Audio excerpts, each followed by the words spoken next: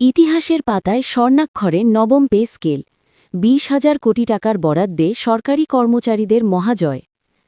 বন্ধুরা, বিস্তারিত আলোচনা যাওয়ার পূর্বে এখনও যারা চ্যানেলটি সাবস্ক্রাইব করেননি, দয়া করে এখনই চ্যানেলটি সাবস্ক্রাইব করে বেল বাটনটি অন করে দিন।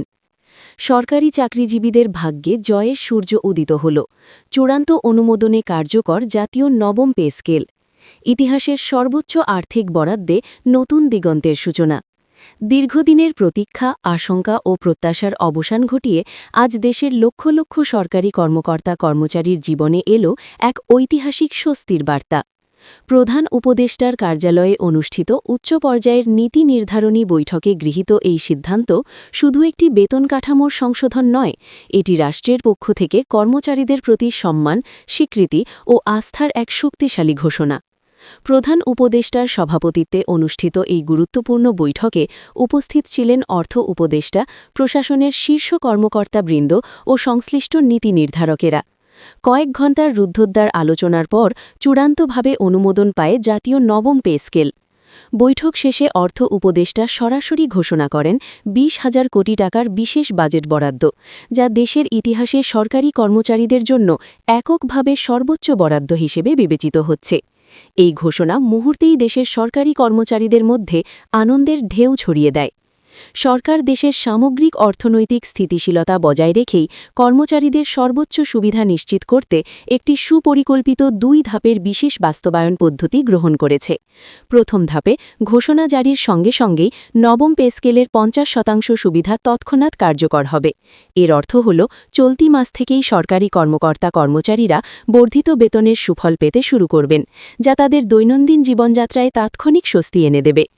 দ্বিতীয় ধাপে আগামী ১ জুলাই ২০২৬ থেকে নবম পে স্কেল শতভাগ পূর্ণাঙ্গভাবে কার্যকর হবে। ওই তারিখ থেকে নতুন কাঠামো অনুযায়ী সম্পূর্ণ বেতন ও ভাতা সরকারি কোষাগার থেকে নিয়মিতভাবে প্রদান করা হবে। নতুন পে স্কেলে দীর্ঘদিনের বৈষম্য দূর করার লক্ষ্যে পূর্বের জটিল ২০টি গ্রেড কমিয়ে ১৬টি গ্রেডে পুনর্বিন্যাস করা হয়েছে।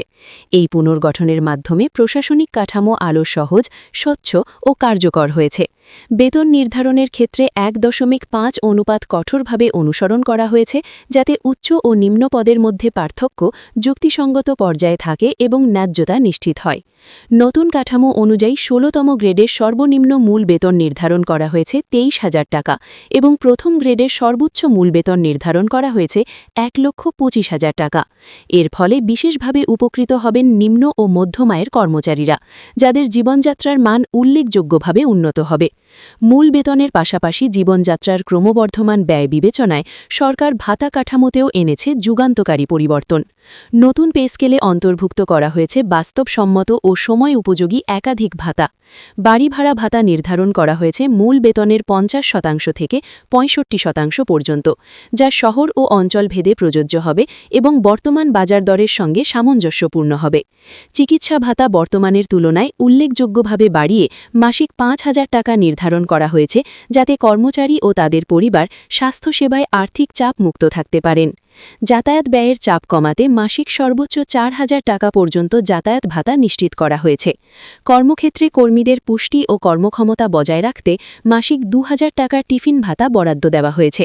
পাশাপাশি ভবিষ্যৎ প্রজন্মের শিক্ষায় সহায়তা দিতে প্রতি সন্তানের জন্য মাসিক ২,০০০ টাকা করে শিক্ষা ভাতা প্রদান করা হবে, যা সর্বোচ্চ ২ সন্তান পর্যন্ত প্রযোজ্য হবে। কর্মজীবনের শেষে একজন সরকারি কর্মচারী যেন সম্মান ও নিরাপত্তার সঙ্গে জীবনযাপন করতে পারেন, সেই লক্ষ্য সামনে রেখে সরকার প্রথমবারের মতো ১০০% পেনশন ভাতা কার্যকর করার ঐতিহাসিক ঘোষণা করেছে। এর ফলে অবসরে যাওয়ার পরও কর্মচারীরা আর্থিক অনিশ্চয়তা ও দুশ্চিন্তা থেকে মুক্ত থাকবেন। এই সিদ্ধান্ত সরকারি চাকরিকে আরও মর্যাদাপূর্ণ ও আকর্ষণীয় করে তুলবে এবং ভবিষ্যৎ প্রজন্মকে রাষ্ট্রীয় সেবায় উদ্বুদ্ধ করবে। বৈঠক শেষে অর্থ উপদেষ্টা তার বক্তব্যে বলেন, আমরা সরকারি কর্মচারীদের জন্য ২০,০০০ কোটি টাকার একটি বিশাল তহবিল গঠন করেছি। এটি কোনো সাধারণ সংশোধন নয়, বরং কর্মচারীদের জীবনমান উন্নয়নের জন্য সরকারের পক্ষ থেকে একটি সুদূরপ্রসারী উপহার। তিনি আরও স্পষ্ট করে জানান, এই বরাদ্দের ফলে বাজার ব্যবস্থাপনায় কোনো নেতিবাচক প্রভাব পড়বে না, বরং সরকারি কর্মচারীদের ক্রয় ক্ষমতা বৃদ্ধির মাধ্যমে সামগ্রিক অর্থনীতিতে ইতিবাচক গতি সঞ্চার হবে। এই নবম পে স্কেলের মাধ্যমে একযোগে 20,000 কোটি টাকার ঐতিহাসিক সংস্থান, নির্ধারিত সময়ের মধ্যে পূর্ণ সুবিধা নিশ্চিত করার সুস্পষ্ট রোডম্যাপ এবং 1.5 অনুপাতে বৈষম্যহীন বেতন কাঠামো সব মিলিয়ে এটি সরকারি প্রশাসনে এক নতুন যুগের সূচনা করেছে। প্রধান উপদেষ্টার এই বহুমুখী ও দূরদর্শী পদক্ষেপ দেশের সকল স্তরের সরকারি কর্মকর্তা কর্মচারীর মধ্যে নতুন উদ্দীপনা, আস্থা ও কর্মস্পৃহা সৃষ্টি করেছে। জাতীয় নবম পে স্কেলের বাস্তবায়নের মাধ্যমে দেশের সকল স্তরের সরকারি কর্মকর্তা কর্মচারীর দীর্ঘদিনের বঞ্চনার অবসান ঘটল এবং রাষ্ট্র ও কর্মচারীর সম্পর্ক আরও দৃঢ় ও মানবিক ভিত্তির ওপর প্রতিষ্ঠিত হল।